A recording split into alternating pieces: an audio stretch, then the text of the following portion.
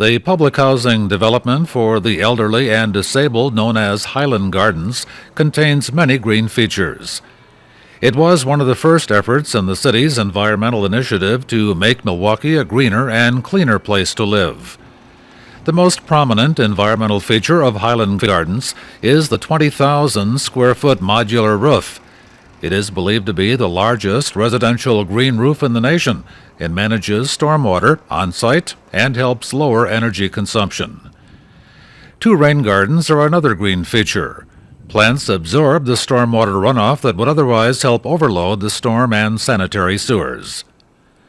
Highland Gardens, which also recycles some cement and wood from the previous high-rise building, was the backdrop when Mayor Tom Barrett announced formation of his Green Team last year.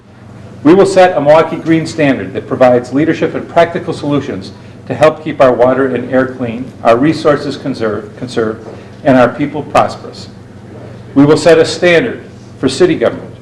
We will set a standard for private projects that require public financing, and we will encourage the private sector to adopt the Milwaukee Green Standard as well. One of the new subdivisions in the central city is going green in a number of ways. Josie Heights, in the area of 13th and Brown, includes a stormwater management system with porous pavements and rain gardens for the homes. Developers of new construction are being encouraged to include green elements, and they are part of the Flatiron, a condo project at Water and Jefferson Streets. The city's request for proposals for the triangular parcel required sustainable design components to be incorporated into the project. The Milwaukee Metropolitan Sewerage District is among the partners working with the city, and on the roof of its headquarters is another garden. 435 containers cover 1/3 of the 11,000-square-foot roof of the MMSD headquarters. Native grasses and flowering plants show how much stormwater and polluted runoff can be kept out of the sewer system and area rivers. Reduced energy costs are another benefit. Green features at the Milwaukee Public Market include extensive use of daylighting and low-energy insulated glass windows which retain heat and reduce cooling needs. Altira Coffee at the Lake captures 100% of the stormwater on its site through the use of porous pavement, 2 rain gardens, and several rain barrels. And it's not just commercial endeavors going green. No stormwater leaves this lot at this River West home on North Bremen Street. Downspouts empty into rain barrels and a rain garden, and there is a porous driveway surface. And a passive, solar, and an integrated green energy system in the home achieves heating bills that average $50 a month. This rain garden on North 14th Street is part of a larger neighborhood enhancement and downspout disconnection project by the Walnut Way Conservation Corporation. Another homeowner on North 14th showcases 2 rain gardens in the effort to reduce stormwater runoff. And there's a 600-square-foot garden in the 1300 block of West Brown that collects downspout water from 2 houses. It also has a unique setup of buried perforated pipe in the garden to water the soil from underground. We've heard much of spiraling energy costs. Natural gas prices went up 18% this year. Toxic emissions, sick building syndrome, deep tunnel overflow. These are all significant issues. And maybe they're a natural consequence that offset the benefits of development. But maybe, with a little effort, we can decrease the downsides and increase the benefits. Maybe we can go green. When we talk about sustainable development, it's not a fad. What we're talking about is nothing more than good basic design principles. Principles that increase the health, comfort, and productivity of our citizens, reduce the consumption of natural resources, reduce the strain on existing infrastructure, and basically improve the quality of life for us all. The principles of sustainable development guide the efforts of the many partners working to promote regional redevelopment in the Menominee River Valley. Design guidelines include identifying sustainable design and construction practices, improving the environment, additional stormwater management, and public green spaces. Also located in the valley, Sigma Environmental Headquarters green features, which include native plant landscaping along the Menominee River and extensive daylighting. That has decreased the need for artificial lighting by 12% compared to its former facility. The Milwaukee Idea Home at 7th and Bruce is a prototype urban house that combines energy efficiency and accessibility features in a sustainable design. Ground-level gutters, a rain garden, and porous pavement are among the stormwater and landscaping features. The interior features numerous construction and design ideas that promote energy efficiency. How is the city doing in its efforts? The National Environmental Group Conservation Fund lists Milwaukee among the top 10 places in the country with the potential to advance smart conservation, preparing for growth while preserving the qualities that make the city special.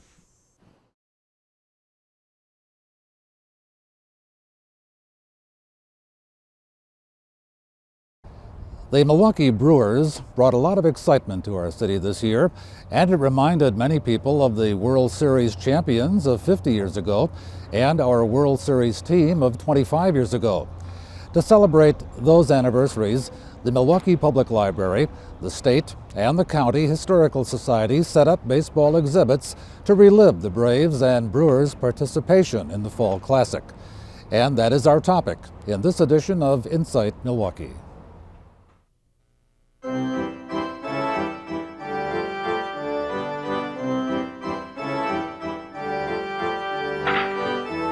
"25 years ago, the Milwaukee Brewers won the AL pennant.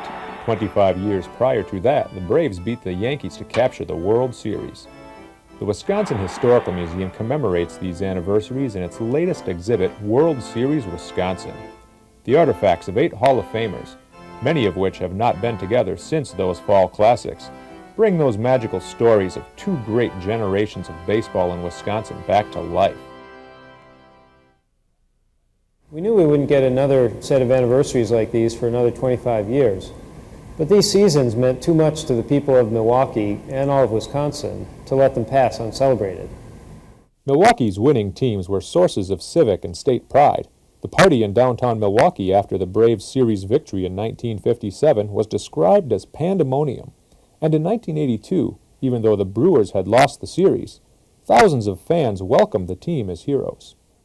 At the museum, we asked ourselves, what's the best way to put visitors in touch with these experiences?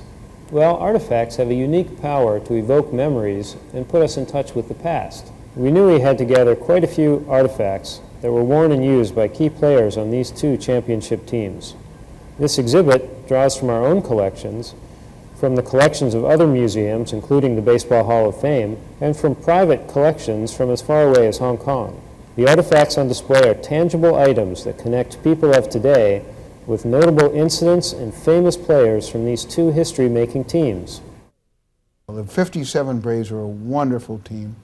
Even though Adcock got hurt, Frank Torrey filled in beautifully, and Hank Aaron went to play center field. Braves called up a kid in July, Hurricane Bob Hazel. People have forgotten what a story. He hit 408. I've never seen a guy hit rockets like that.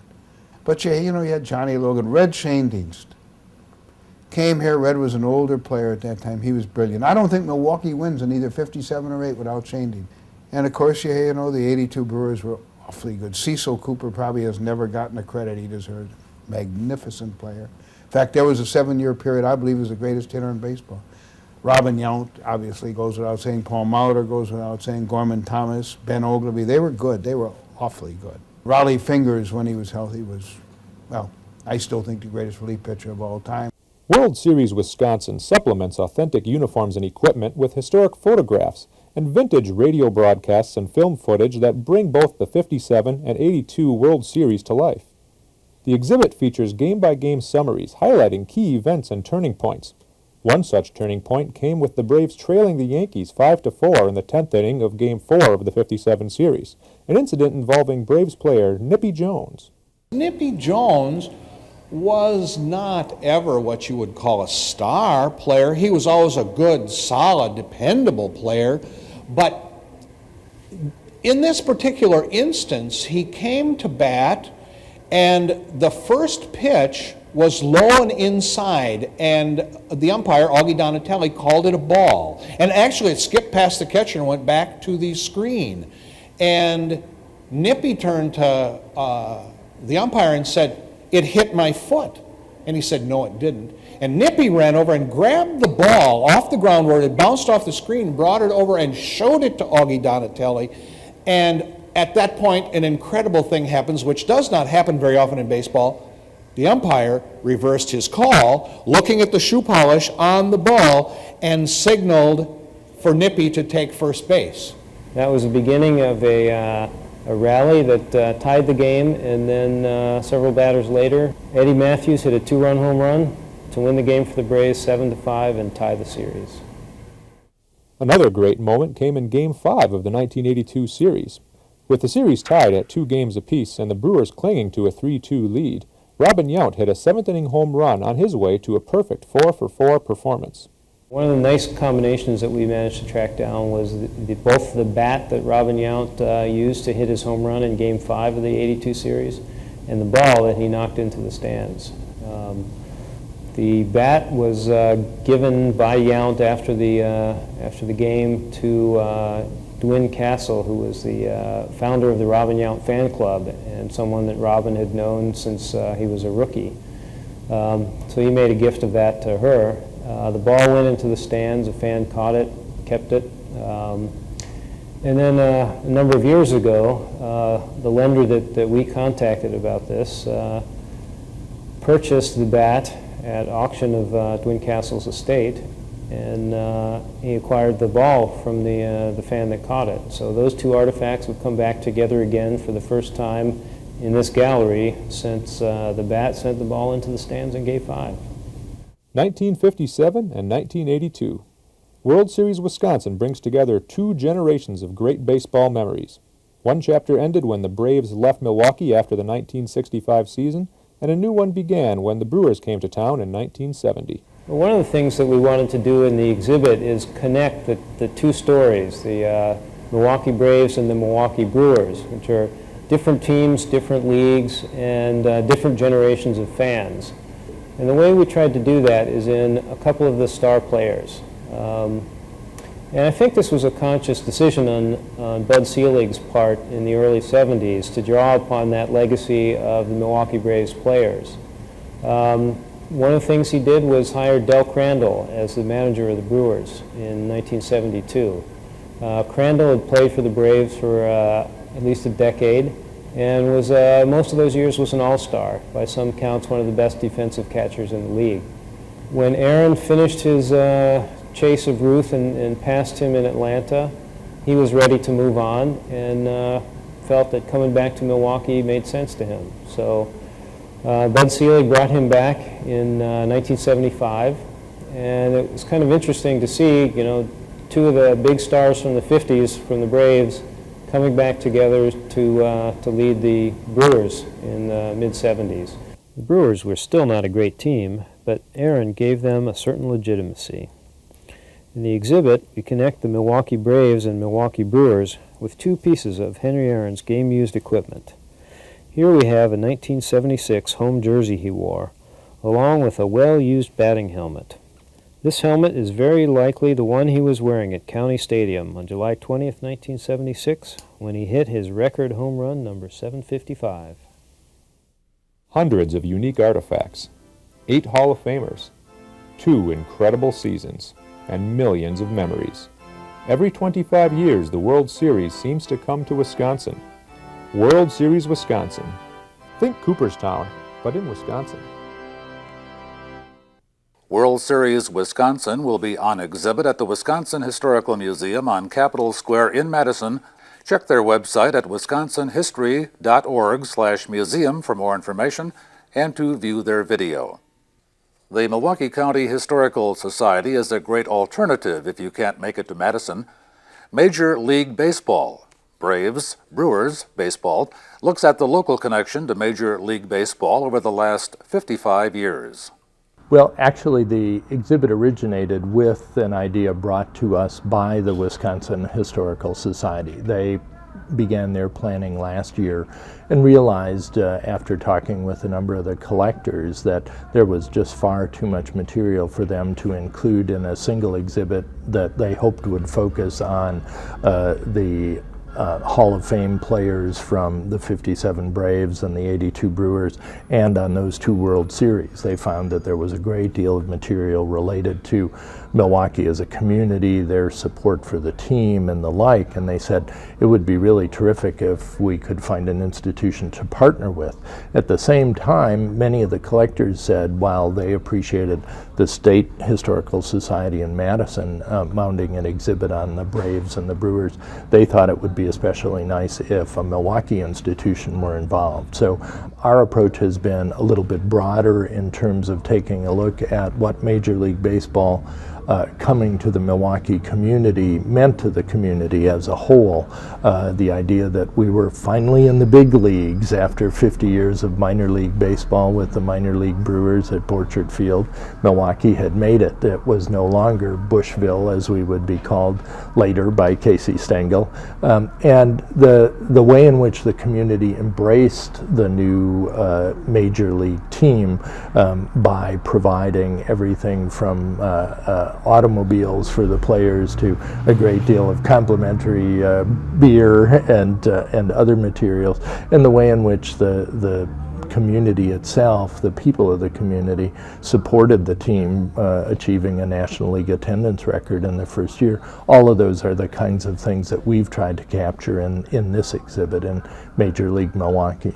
While the 50th and 25th anniversaries were the impetus for this exhibit, what you're actually showing here is a history of baseball in the city of Milwaukee. It really is. We start with at least a passing reference to Borchert Field, to the old American Association Brewers, who had an illustrious 50-year history from 1902 to 1952 here, and then move on to the idea that County Stadium is one of the first publicly funded stadiums in the United States, became the bait, if you will, to bring Major League Baseball to Milwaukee, with Lou Perini gaining approval to move his Boston Braves suddenly in 1953.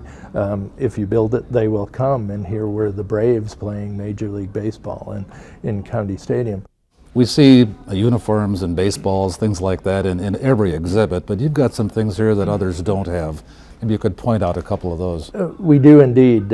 One of my favorites is the big sign that said Braves Baseball Special. It was mounted on the front of a Milwaukee County Transit bus. And what's best about that particular exhibit is that there's a photo of the bus bearing the sign, and in the window of the bus it says 15-cent cash fare only. It suggests how things have changed over a period of 50 years, at least how much more expensive a ride on the bus has gotten. But there's some wonderful fan items in this exhibit. There's a skirt that a woman made in 1957, embroidered the names of all of the Braves players on the skirt, and there's a wonderful photograph of her alongside the skirt, wearing the skirt and talking with a couple of the Braves players.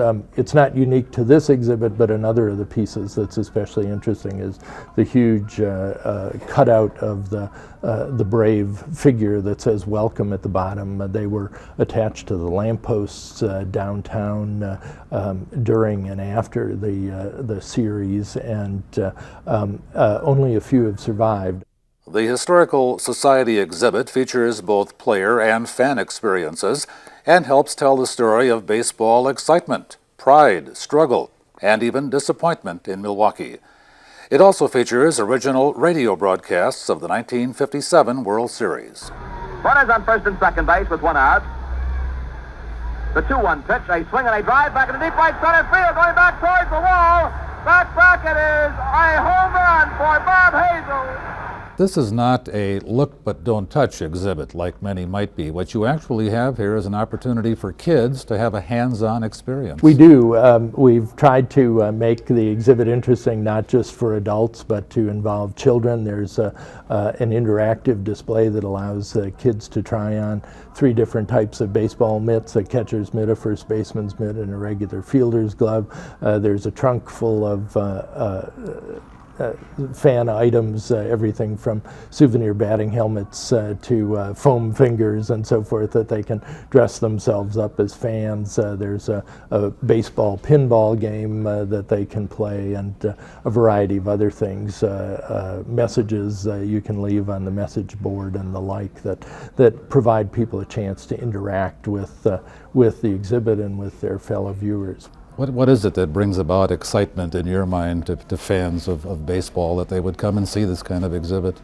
Well, I think the possibility of being close to bats and balls that were used by their heroes. I have a friend who has a Johnny Logan scrapbook that he maintained over all the years that the Braves were here in town, and I think getting a chance to see those pieces that had direct contact with them. There's a Carlton Willie jersey from the Braves, Buck Martinez and Ben Ogilvie jerseys from the Brewers, and not only the fact that these are very collectible at this point, but also the fact that there's that sort of direct physical contact that you get even at this 25 or 50 year remove, that I think is exciting to folks.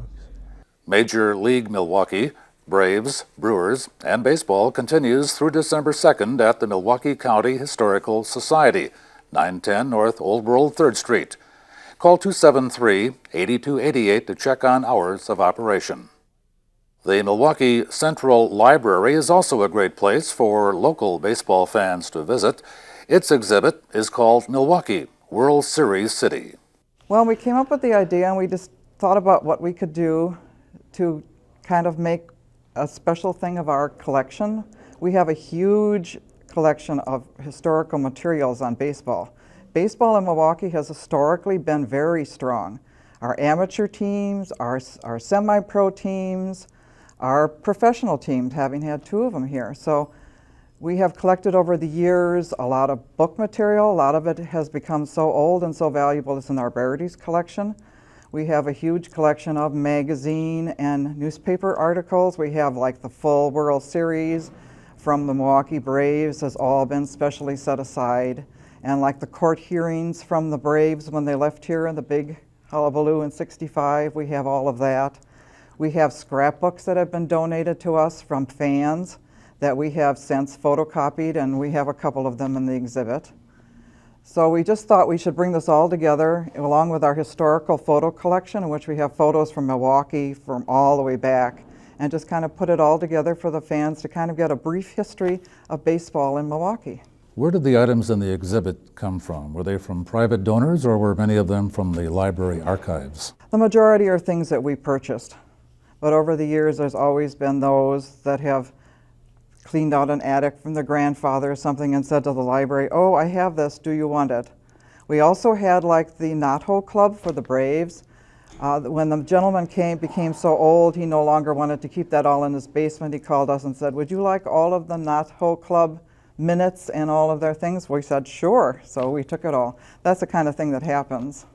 We see a lot of the things that you have here, but could you explain to me some of the objects that you do have on exhibit?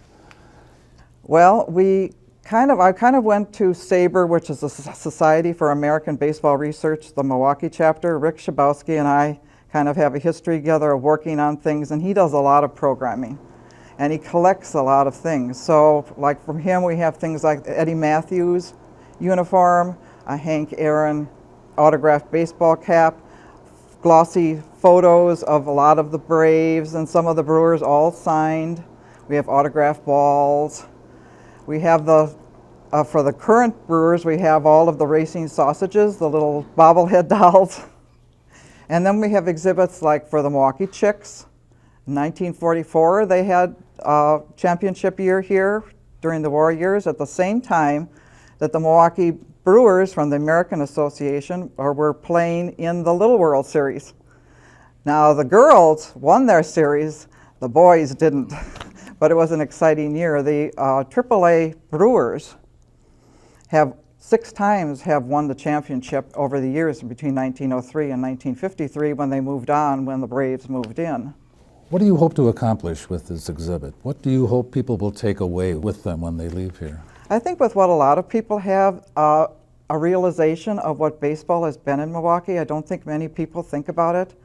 When you look at, there's a exhibit there from the Brewers where there's Lou Gehrig and Babe Ruth, who were here when they were barnstorming, and we have some photos there from our historic collection.